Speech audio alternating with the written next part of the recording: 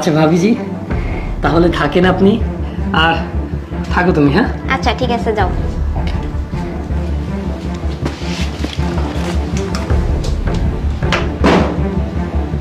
আচ্ছা ভাবি, আপনি তো আমাদের বাসায় অনেক দিন পরে আসছেন। যাই হোক, আপনাকে কোনো কিছু করতে হবে না, আপনি গিয়ে রেস্ট করেন, আমি কাজ টাজ করতেছি। আচ্ছা ননদিনী, তোমাদের বাসাটা কিন্তু অনেক সুন্দর। তাহলে তুমি যাও, আমি তোমাদের বাসাটা একটু ঘুরে ঘুরে দেখি। আচ্ছা ঠিক আছে।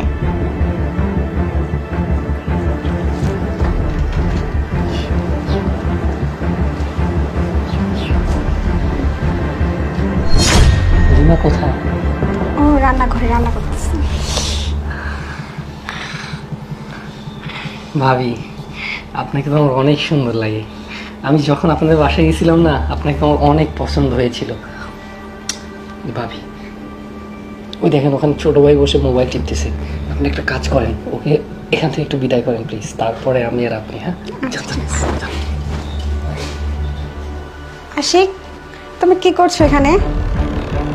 কিছু না, এমনিতেই। ও, তোমার ভাবি বললো চা পাতা নেই, তো চা বানাবে, তো বাড়ি থেকে একটু চা পাতা নিয়ে এসো তো। দেখেন, আমি তো এমন ধরনের কাজ করি না। আর আমাদের পাশে তো একটা চাকর আছে, ওটাকে বলেন। ও, ওকে তো কোথাও দেখতে পাচ্ছি না। তাহলে তুমি এক কাজ করো, তুমি ঘরে যাও, তোমার জন্য আমি কিছু নাস্তা নিয়ে আসছি। বেডরুমে যাবো? এখানে বসে আছো খামাক্ষা, যাও ঘরে গিয়ে বসে থাকো। ঠিক আছে। ভাবিজি, যাক, আপনার তো অনেক বুদ্ধি, ছোট ভাইটাকে পাশের রুমে পাঠিয়ে দিয়েছে, আর রিমাও তো নেই এইদিকে, তাই না? যাক, আপনাকে সত্যি আমার বিয়ের সময় অনেক ভালো লেগেছিল, কিন্তু আসলে বলতে পারিনি, বুঝতে পারছেন? ভাবি, আপনাকে এরকম লাগতেছে কেন?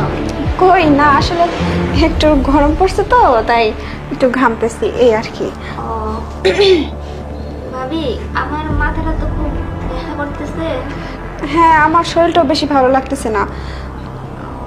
এর জন্যই আমি নয়নকে নিয়ে গেছি, মাথাটা একটু ব্যথা করতেছে, ওই একটু টিপে দিলে ভালো হয়ে যাবে।